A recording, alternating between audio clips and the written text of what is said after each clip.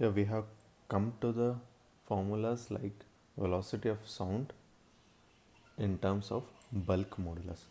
We have the formula that is velocity of sound c is equals to, it is the square root of dp divided by d rho, right? Here dp is change in pressure divided by change in density there.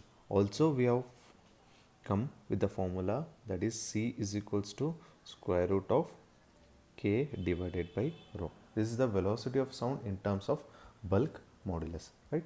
Now here we will be studying about the velocity of sound for an isothermal process. For an isothermal process, we have the formula PV is equals to constant. Or else I can write P by rho is equals to constant here. That means here V is the specific volume. So specific volume is the inverse of density. I can write P by rho is equals to constant here. Right. Now this equation I can write P rho raised to minus 1 is equals to constant. Right. Now what I'll do, I'll differentiate this equation with respect to P and rho both. Right. Now differentiating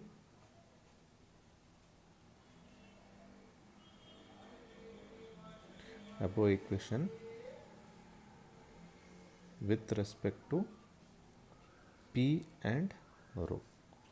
First I'll be differentiating with respect to rho, then I'll differentiate with respect to P here. That means P is the constant into minus 1 rho raised to minus 2 into d rho plus rho raised to minus 1 into d p here is equals to 0. Differentiation of constant is 0 here, right? Now what I'll do, I'll divide this equation by rho raised to minus 1. So I'll get minus p rho raised to minus 1 into d rho plus dp is equals to 0 here, right? Now what I'll do, I'll write dp is equals to p by rho into d rho here. That means this term I've taken into the right hand side here.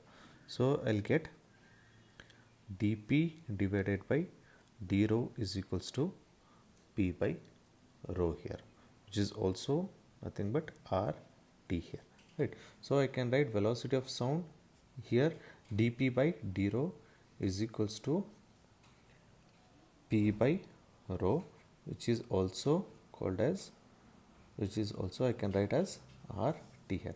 This is the velocity of sound in terms of for an isothermal process here, right? Now next we'll be studying about the velocity of sound in terms of an adiabatic process.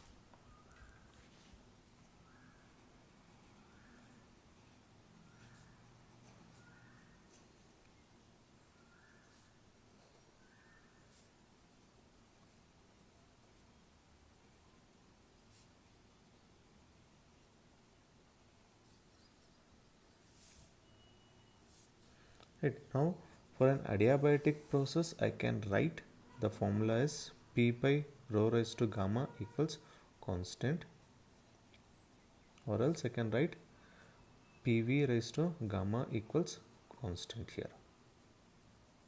Right. Now the same thing what we have done in the previous case, that is differentiating the above equation with respect to P and rho separately. This equation first I'll write this equation as, that is P rho raised to minus gamma equals constant, right? Now this equation first I'll differentiate with respect to rho, P into minus rho into gamma raised to minus gamma minus 1, minus gamma minus 1 into d rho plus rho raised to minus gamma into dp is equals to 0. right? Similarly, what we have done in the last class, we have divided by rho raised to minus 1, but here the rho raised to gamma 1, gamma is constant here. I can take that one, that is divide throughout equation by rho raised to minus gamma here. So I'll get here minus p gamma rho raised to minus 1 into d rho plus dp is equals to 0, right?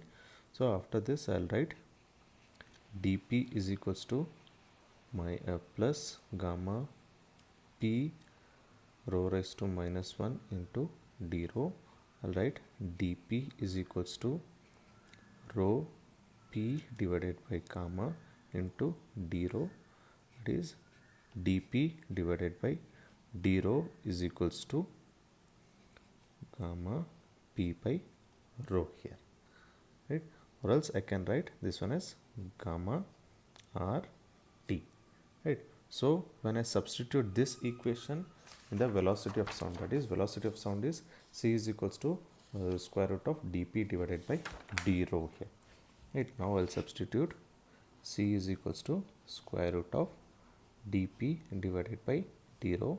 This c is equals to square root of gamma r t, right? C is equals to gamma r t. This is for an adiabatic process. For an isothermal process, we have C is equals to square root of r t here, right? Now apart from this, we need to study about the Mach number, right? What is Mach number? Mach number, it is the ratio of inertia force by elastic force here.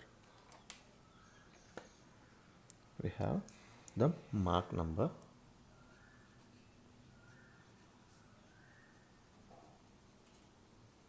Mach number, it is represented by m. It is square root of inertia force by elastic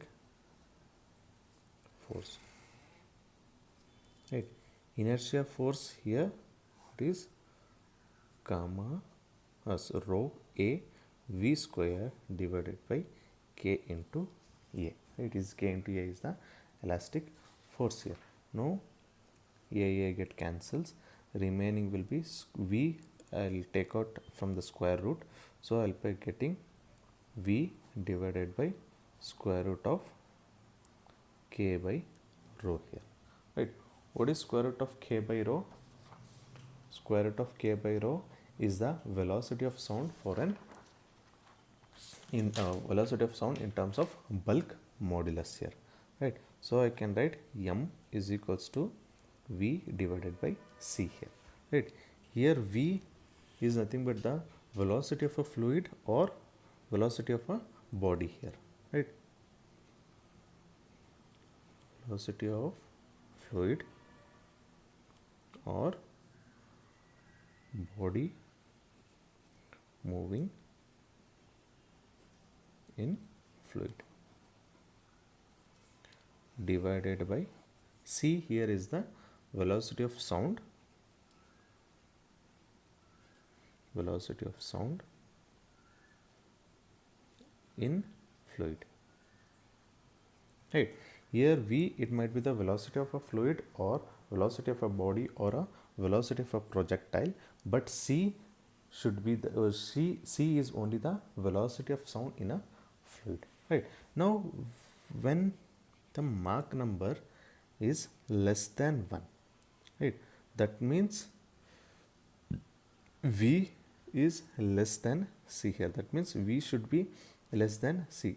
Here the velocity of sound is higher compared to that of the velocity of a body here. Then we call that type of fluid, that type of flow is known as subsonic.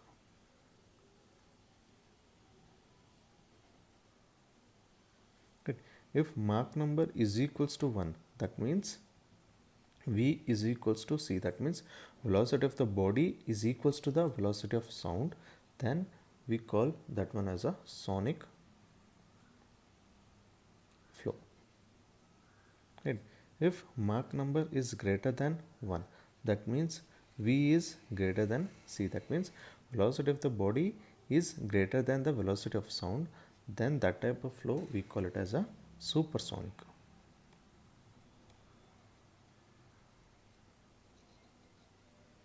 Right. In the numericals, what they will give here is they will be stating you to find out the Mach number. Right. They might ask you to find out the Mach number and state whether the fluid is sonic, subsonic, or supersonic. Right. Now, after that, before that, you need to find out the velocity of sound. Right. There, they will give the condition that the velocity of sound, it is for an isothermal process or it is for an adiabatic process. Right. For an isothermal process, you need to write the velocity of sound, that is c is equal to square root of RT. This is for an isothermal. Right. And for an adiabatic process, c is equal to square root of gamma RT. This is for an adiabatic. Right. This is for an adiabatic process. Right. These things you need to remember to find out the velocity of sound. Right. After that, you need to find out the Mach number and you need to state whether the flow is a sonic, subsonic, or supersonic. Right. Or else they might give the Mach number and they might ask you to find out the velocity here, velocity of a body here, or they might ask you to find out the velocity of a projectile or a velocity of a sound here. Right. This is what you can expect in the numerical part. Right. Thank you.